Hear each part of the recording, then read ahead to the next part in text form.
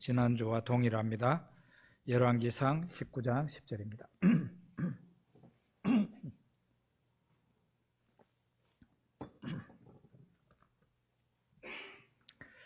우리 같이 읽어보겠습니다. 그가 대답하되 내가 만군의 하나님 여호와께 열심히 유별하오니 이는 이스라엘 자손이 주의 언약을 버리고 주의 제단을 헐며 칼로 주의 선지자들을 죽였음이오며 오직 나만 남았거늘 그들이 내 생명을 찾아 빼앗으려 하나이다. 아멘. 엘리야 시대가 어떤 시대인지 지난번에 말씀드렸습니다. 아합 왕이 다스리던 그런 시대였습니다. 아합 왕은 시돈의 공주 이세벨과 결혼을 하였습니다. 이세벨은 바알신을 섬기는 그런 나라의 공주로서 마치 바알신의 선교사처럼 이스라엘 와가지고 여호와 하나님을 믿는 종교 싹 쓸어버리고 바알신을 믿는 종교로 대치하려고 하였습니다. 수많은 하나님의 선지자들이 죽었고 수많은 백성들이 죽었고 표면적으로는 나 여호와 하나님을 믿습니다 이런 사람이 없어지는 그런 시대에 고군분투하는 사람이 있었으니 이 사람이 바로 엘리야입니다. 엘리야가 하루는 850명의 바알과 아세라 선지자를 갈멜 산상에 오라고 합니다. 1대 850으로 대결을 하자.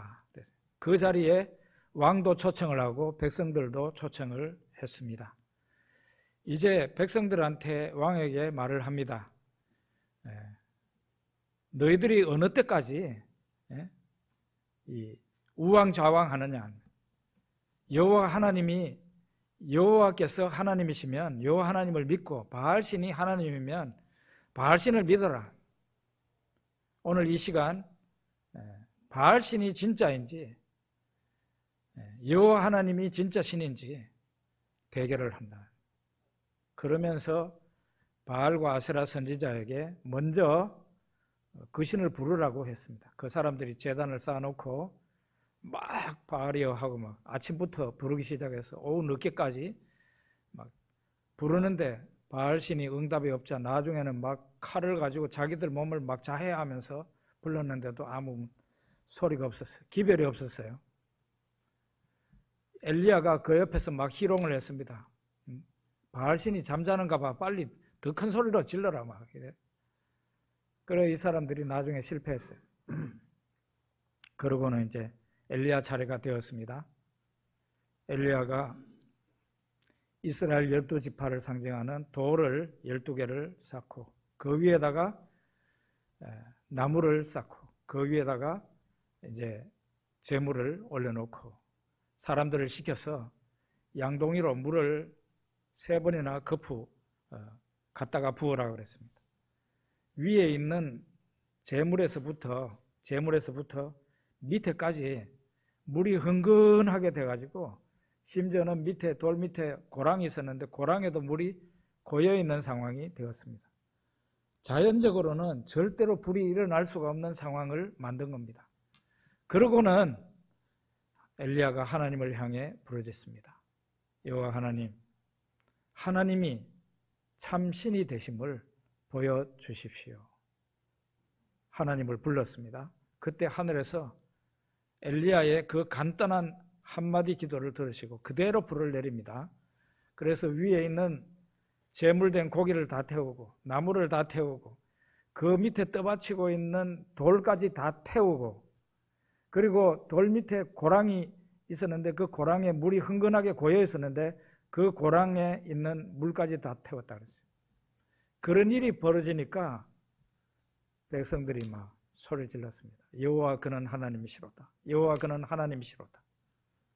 그래서 엘리야가 당장 저 바알과 아세라 선지자들 다 죽여라 해가지고 그들을 끌고 내려가서 다 처단을 했습니다. 그러고는 엘리야가 갈멜산 산상에 올라가서 하나님 앞에 비를 내려주시기를 기도합니다. 엘리야가 두 무릎 사이에 이 얼굴을 받고는 간절히 기도를 합니다. 그리고 종한테 시켜가지고 이 산꼭대기 올라가서 비구름이 오나 좀 보라고 6번까지 올라갔는데 없습니다. 마지막에 기도하고 7번째 올라가라고 그래. 올라갔는데 내려와가지고 종이 내려와서 저 지중해 끝에서 손바닥만한 구름이 일어났습니다. 그 말을 듣고 엘리야가 왕에게 말을 합니다. 왕이여, 큰 비가 옵니다. 이제 빨리 마차를 돌려서 왕궁으로 향하십시오. 그래가지고 막 왕이 마차를 왕의 병거가 가는데 엘리야가 그 앞에 여호와의 능력과 성령으로서 충만해가지고 그 말이 달리는 그 앞에를 달려갔다고 그렇게 나와 있습니다. 엘리야는 이렇게 생각했을 거예요. 이 정도 됐으니까 이제는 이스라엘의 종교 논쟁은 없어지고 오직 백성과 아합 왕의 마음이 하나님께로 향하리라고 생각했던 것 같습니다. 그러나 일은 상황은 한 개도 바뀌어지지 않았습니다. 도리어 이세벨 왕비가 엘리야에게 사람을 보내서 내일 이맘때쯤까지 내가 너를 죽이지 않으면은 내가 섬기는 신들이 벌 위에 벌을 내리실지로다, 이렇게 말을 합니다. 그 말을 듣고 엘리야가 두려워서 브엘세바라는 곳으로 도망을 가고, 브엘세바는 바로 광야 가까이 있기 때문에 광야로 들어가서 로뎀 나무 밑에서 죽기를 하나님 앞에 기도합니다. 하나님이여, 족합니다. 이제 내 생명을 거두어 주십시오. 나는 내 조상들보다 나은 것이 하나도 없습니다. 그때에 여호와의 사자가 나타나서 2번이나 나타나서 잠자는 엘리야를 깨워서 너 이거 먹고 마시고 가야지. 물병하고 숯불에 구운 떡이 있었어요. 엘리야가 2번이나 먹고 그 기운으로 40주 40야를 걸어서, 광야를 걸어서 호렙산에 가는데, 그 광야길이 어떤 길이에요? 저 옛날 모세와 이스라엘 백성들이 애굽에서 나와서 걸어왔던 그 길이에요. 그 길을 역행해가지고 하나님의 산 호렙산에 가서 굴에 머물러 있습니다. 그때 하나님의 음성이 엘리야에게 들립니다. 엘리야야, 네가 어찌하여 여기 있느냐? 엘리야가 대답합니다. 내가 만군의 하나님 여호와께 열심히 유별하오니 이는 이스라엘 자손이 주의 언약을 버리고 주의 제단을 헐며 칼로 주의 선지자들을 죽였음이오며 오직 나만 남았거늘 그들이 내 생명을 찾아 빼앗으려 하나이다. 이렇게 이스라엘 자손을 하나님 앞에 고발합니다. 3가지로. 그들이 주의 언약을 버렸습니다. 주의 제단을 헐었습니다.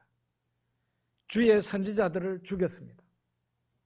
그리고 이제 하나 남은 하나님의 선지자인 나를 찾아서 죽이려고 합니다. 이때 엘리야가 내가 만군의 하나님 여호와를 위하여 열심히 유별하오니 이런 말을 합니다. 오늘은 열심이라는 이 말을 집중적으로 살펴보려고 합니다. 열심이라는 이 말은 카나라는 그 히브리어 단어입니다. 카나.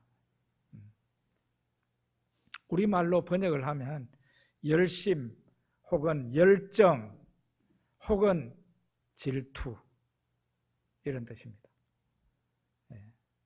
영어 성경을 보면요, 어느 것 하나 다르지 않게 똑같이, 영어 성경 번역본 많잖아요. 전부 다 질로 돼 있어요. 제일 가까운 번역이 그러니까 질투예요. 저는 제 개인적으로는 가장 가까운 말이, 이 카나의 가장 가까운 번역이 질투라고 생각해요. 이렇게 말할 수 있어요. 성경 원문으로는 이렇게, 내가 만군의 하나님 여호와를 위하여 열심히 유별하오니 이렇게 말을 했는데, 성경 원문으로 직역을 해본다면 내가 만군의 하나님 여호와를 위하여 질투하고 질투하오니, 이렇게 됐어요. 성경 원문은 질투하고 질투합니다. 이렇게 돼 있어요. 이 말은 우리말로 번역을 하면 심히 질투합니다 하는 그렇게 번역할 수 있습니다. 질투하고 질투하오니 누구를 위하여? 엘리야가 만군의 하나님 여호와를 위하여 질투하고 질투합니다. 그렇게 고백합니다. 그러면 이 카나, 질투라는 말이 어디에 나오는지 한번 살펴보겠는데요. 10계명의 제2계명에 나옵니다. 출애굽기 20장 5절 6절 한번 보겠습니다. 그것들에게 절하지 말며 그것들을 섬기지 말라. 나 네 하나님 여호와는 질투하는 하나님인즉 나를 미워하는 자의 죄를 갚되 아버지로부터 아들에게로 3, 4대까지 이르게 하거니와 나를 사랑하고 내 계명을 지키는 자에게는 1000대까지 은혜를 베푸느니라. 하나님은 10계명의 제2계명에서 하나님 스스로를 소개하기를 나는 질투하는 하나님이다. 그렇게 말을 합니다. 그렇기 때문에 우상숭배자를 하나님을 미워하는 자로 간주해서 그 죄를 갚아주는데 3, 4대까지 아버지로부터 아들에게로 3, 4대까지 질투하는 하나님이 그 우상숭배자를 벌하신다고 그렇게 말을 하고 있습니다. 그러나 하나님을 사랑하고 하나님의 계명을 지키는 사람에게는 1000대까지 은혜를 베풀어 준다. 그렇게 말씀하셨어요. 여기에서 10계명의 제2계명에서 하나님이 스스로를 질투하는 하나님이라 그랬어요.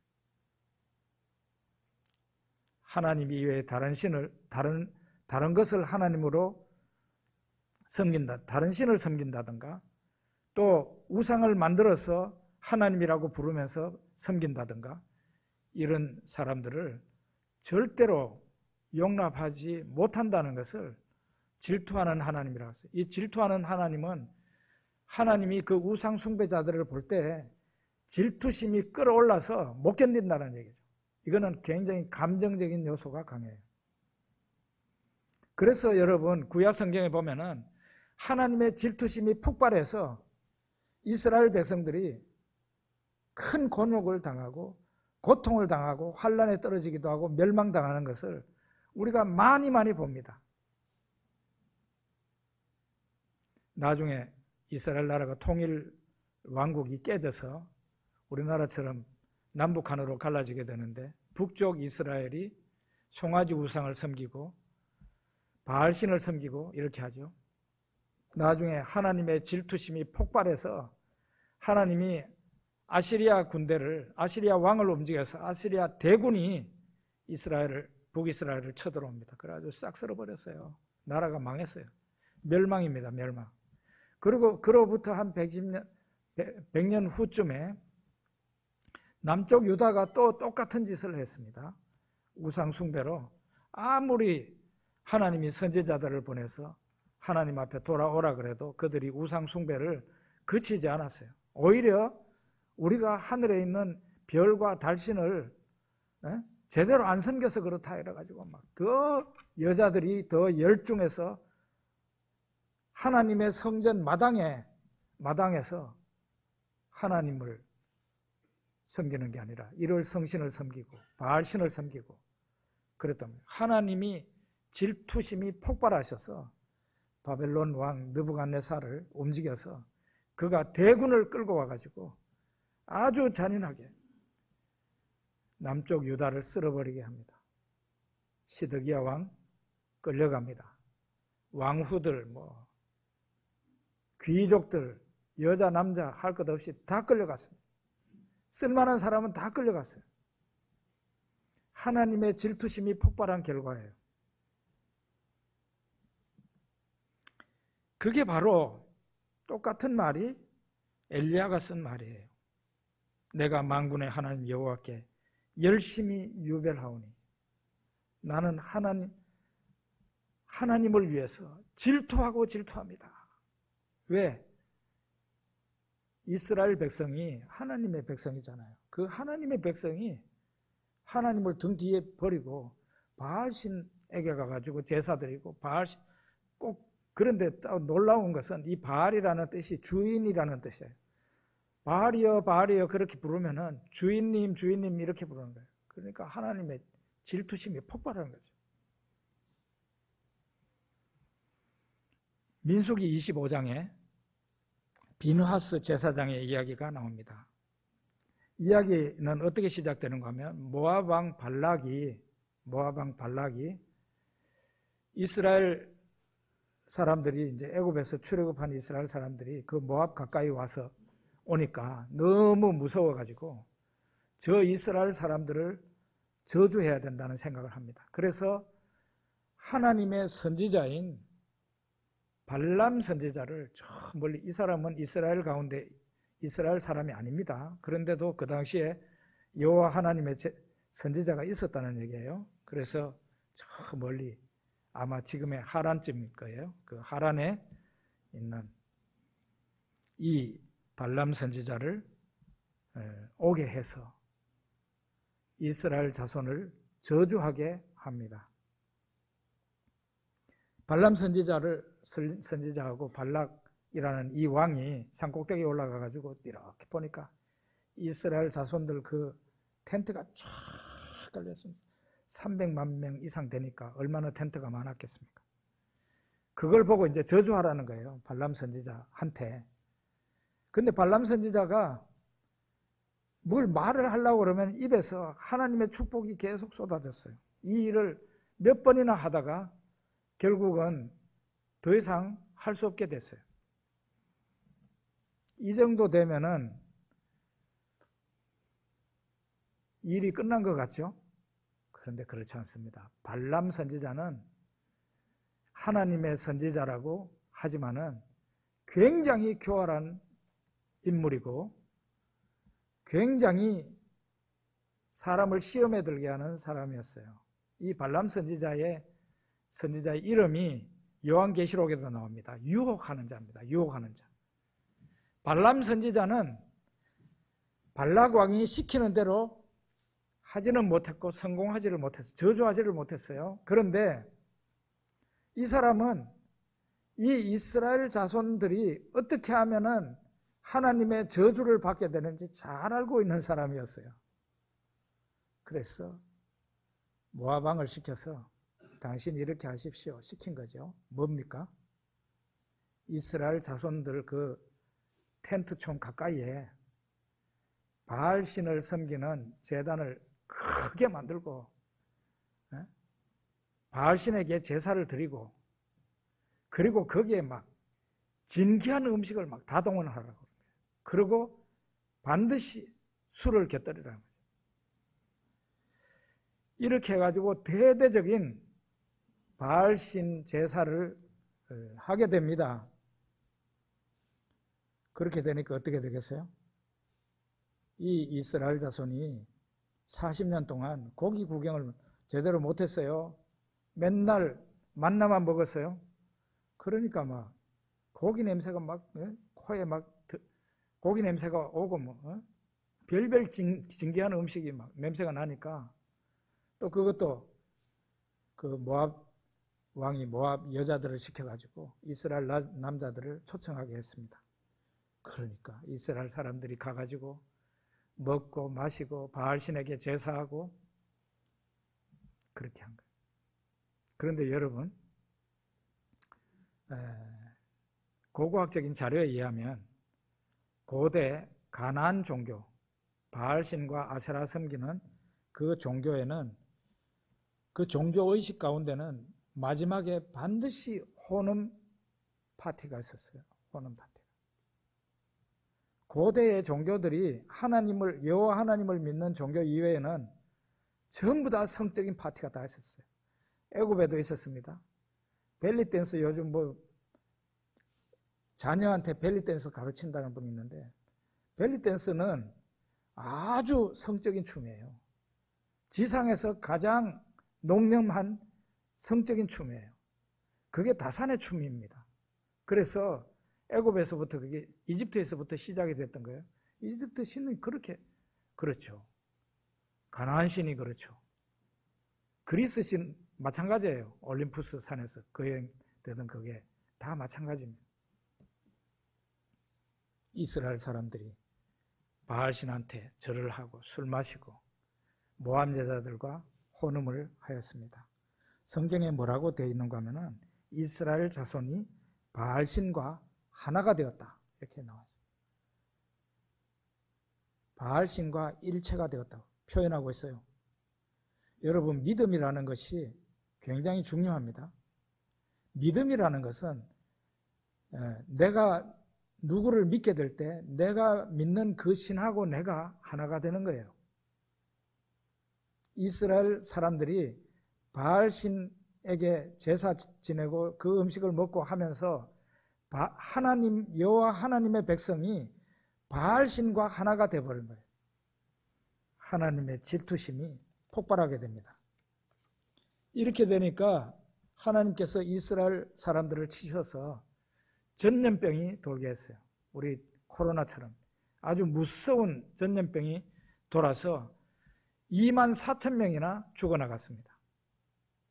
이 2만 4천 명이나 죽어나가는 이런 상황에서 한 이스라엘 남자가 이방 여자를 데리고 이스라엘 진영으로 들어오는 거예요.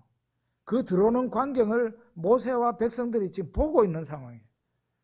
그 사람이 그 여자를 데리고 자기 장막으로 들어가는데 그것을 바라보던 제사장 비느하스가 손에 창을 들고 그 남자 여자를 따라서 들어갑니다. 들어가가지고 둘이를 그냥 배를 관통을 시켰다 그랬어요. 하나님이 전염병을 일으켜서 이스라엘 백성들이 막 죽어나가고 있는 상황에서 이런 일이 벌어진 거예요. 그러자 비느하스가 이 남자와 여자 배를 꿰뚫어 죽임으로써 그때부터 즉시로 하나님이 진노를 거두시고 전염병이 그치게 되었다. 그렇게 나와 있어요. 전염병이 그쳤다고. 민수기 25장 11절에 이렇게 말합니다. 우리 읽어보겠습니다. 제사장 아론의 손자 엘르아사의 아들 비느하스가 내 질투심으로 질투하여 이스라엘 자손 중에서 내 노를 돌이켜서 내 질투심으로 그들을 소멸하지 않게 하였도다. 하나님의 질투심으로 인해서 이스라엘 백성들이 전염병에 막 죽어나가고 있는 상황이었어요. 그런데 비느하스라는 사람이 그 하나님의 질투심을 스톱을 시키고 죽어나가는 그 전염병을 스톱을 시킨 상황이 된 거예요. 그래서 비느하스가 내 질투심으로 질투해서 나로 하여금 나의 질투로 이스라엘 백성들을 소멸하지 못하게 하지 않게 하였다고 하나님이 칭찬하셨어요. 이렇게 하나님의 질투는 소멸하는 불로 멸망시키는 불처럼 죄인들을 향해서 나타납니다. 그런데 하나님의 질투는 양방향으로 나타나요.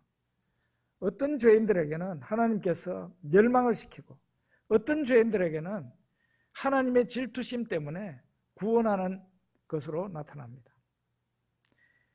하나님을 떠나서 죄인의 길로 가고 우상숭배하는 자에게 하나님께서 멸망을 시키기도 하지만 또 한편으로는 하나님을 떠나서 멸망의 길을 가고 있는 그 사람을 하나님이 끝까지 따라가 가지고 그 사람을 하나님 앞에 다시 찾아서 데리고 오는, 그것도 역시 하나님의 질투심의 발로인 것이에요. 그런 얘기가 어디 나옵니까? 호세아서에 나옵니다. 호세아서 1장 2절 한번 읽어봅시다.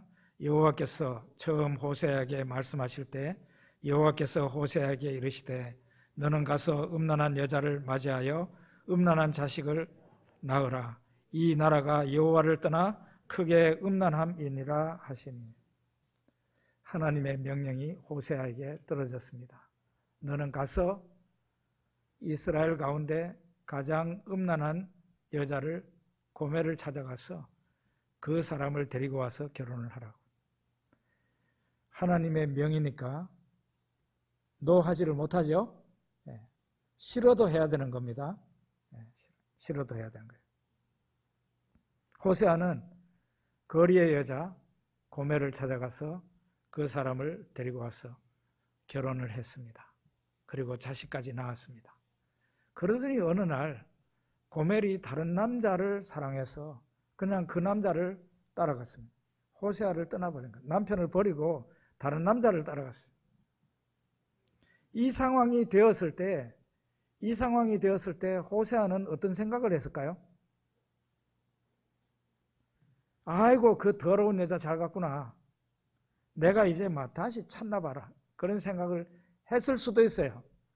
그런데 하나님은 정반대로 말씀하셨어요. 다른 남자를 사랑해서 떠난 그 여자를 네가 다시 찾아가서 그 여자를 데리고 와서 살아라. 그래서 호세아가 가가지고요, 결혼 지참금을 다시 줍니다. 저쪽에 중동 지역은 지참금이 있어야 결혼해요. 지참금 없으면 결혼 못합니다, 남자들. 그러니까 호세아가 다시 지참금 그 여자를 삽니다. 가가지고 돈 주고. 그러고는 그 여자를 데리고 와서 이제 다시는 나를 떠나지 말라고. 내가 당신을 사랑할 테니까 당신도 나를 사랑해달라고. 그렇게 해서 그 여자를 데리고 옵니다. 이게 바로 질투예요. 하나님의 질투를 선지자에게 보여주라고 한 것입니다. 하나님의 질투는 음녀처럼 하나님을 떠난 백성을 다시 하나님께로 돌아오게 하는 그런 식으로 또 나타났어요. 좋은 예가 이사야서 9장 6절에서 7절입니다. 우리 한번 읽어보겠습니다. 이는 한 아기가 우리에게 낳고 한 아들을 우리에게 주신 바 되었는데 그의 어깨에는 정사를 메었고 그의 이름은 기묘자라 모사라 전능하신 하나님이라 영존하시는 아버지라 평강의 왕이라 할 것임이라. 그 정사와 평강의 다함이 무궁하며 또 다윗의 왕자와 그의 나라에 군림하여 그 나라를 굳게 세우고 지금 이후로 영원히 정의와 공의로 그것을 보존하실 것이라. 만군의 여호와의 열심히 이를 이루시리라. 제일 끄트머리에 만군의 여호와의 열심히 이를 이루. 이 열심은 당연히 질투예요. 아까 말했던 그 카나예요. 하나님의 자녀가 다른 신에게 가서 절을 하고 이 세상을 사랑해서 하나님을 떠날 때 하나님의 질투가 폭발하는 것이에요. 그래서 하나님께서 그 하나님을 떠난 자를 질투해서 멸망시키기도 하지만 정반대로 하나님이 그 영혼을 너무 사랑하기 때문에 질투하는 거 아닙니까? 그래서 하나님을 버리고 떠나간 그 영혼을 끝까지 따라가가지고 반드시 그 사람을 다시 하나님을 좋아하게 만들고 사랑하게 만들고 하나님 앞에서 살게 하는 거예요. 그게 바로 하나님의 질투심의 또 다른 표현이에요. 이사야서 9장 이 6절에서 7절은 뭡니까? 하나님이 한 아들로 태어나신다는 예언이에요. 한 아들이 이 세상에 태어나는데 그 아들이 전능하신 하나님이고 영존하시는 아버지고 평강의 왕이라 그랬어요. 놀라운 예언입니다. 하나님이 한 아기로 태어난다는 놀라운 예언이에요. 이게 예수님 탄생 700년 전의 예언입니다. 또 다른 예언에 보면은 그 태어나는 장소도 말을 하죠. 베들레헴이라고. 또 누구 계통으로 태어나는? 다윗의 후손으로 태어난다. 다 예언이 되어 있어요. 그런데 그 하나님이 이 세상에 아기로 그러니까 사람으로 태어나셔서 이사야 53장에 보면 그가 사람들의 죄를 짊어지고 채찍을 맞고 죽임을 당하는 피 흘림을 당하는 그러한 일을 당하게 된다고 말을 하고 있어요. 하나님이 인간이 되셔서 인간의 죄를 다 짊어지고 십자가에서 처참하게 죽으신다는 것을 성경은 말하고 있는 겁니다. 여러분, 성경이라는 게 정말 놀라운 책이에요.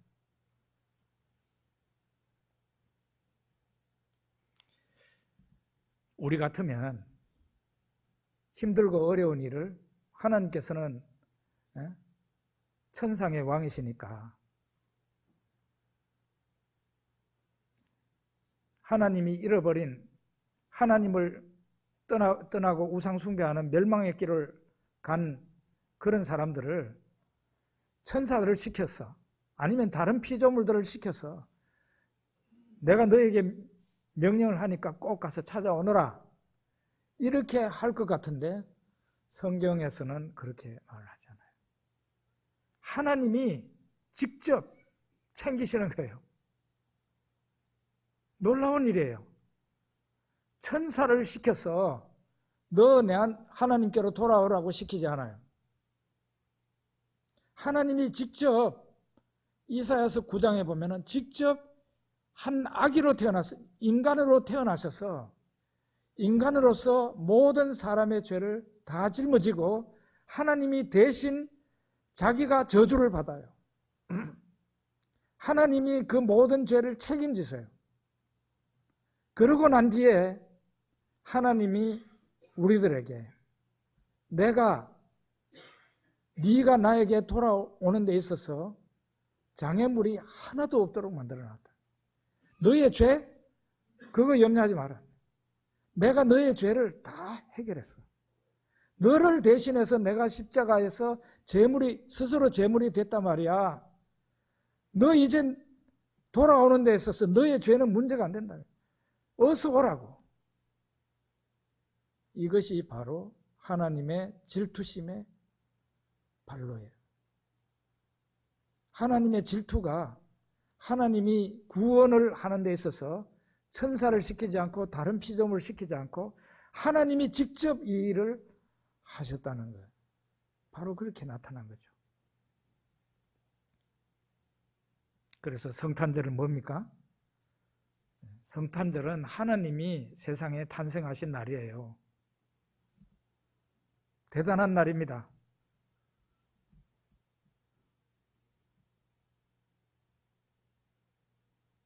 그 하나님이 십자가에서 죽으셨어요. 자기 자신을 바친 거예요. 여러분과 저를 위해서, 찾으시기 위해서. 그리고 그는 하나님이시기 때문에 자신의 잃어버린 생명을 도로 찾을 수 있는 권능도 있으시기 때문에 당연히 부활하신 겁니다. 그리고 예수 그리스도 그는 하늘에서 오늘도 하나님의 백성들에게 하나님의 영을, 예수 그리스도의 영을 부으셔서 예수님의 자녀로, 하나님 자녀로 살게 하시는 겁니다. 사도 바울이 이렇게 말했습니다. 빌립보서 3장 5절에서 8절 한번 읽어봅니다. 나는 8일 만에 할례를 받고 이스라엘 족속이요 베냐민 지파요 히브리인 중에 히브리인이요 율법으로는 바리새인이요 열심으로는 교회를 박해하고 율법의 의로는 흠이 없는 자라. 그러나 무엇이든지 내게 유익하던 것을 내가 그리스도를 위하여 다 해로 여길 뿐더러 또한 모든 것을 해로 여김은 내 주 그리스도 예수를 아는 지식이 가장 고상하기 때문이라. 여기에 사도 바울이 자기를 얘기합니다. 열심으로는 교회를 박해하고 이렇게 나오는데 이 열심도 당연히 아까 말했던 그 질투라는 말이에요. 사도 바울뿐만 아니고 예수님 당시에 바리새인들 말이에요. 어떤 사람들이었는가 하면은 비느하스의 그 질투를 이어받았다고 생각하는 그런 사람들이었어요. 그들이 예수님을 어떤 시각으로 바라봤습니까?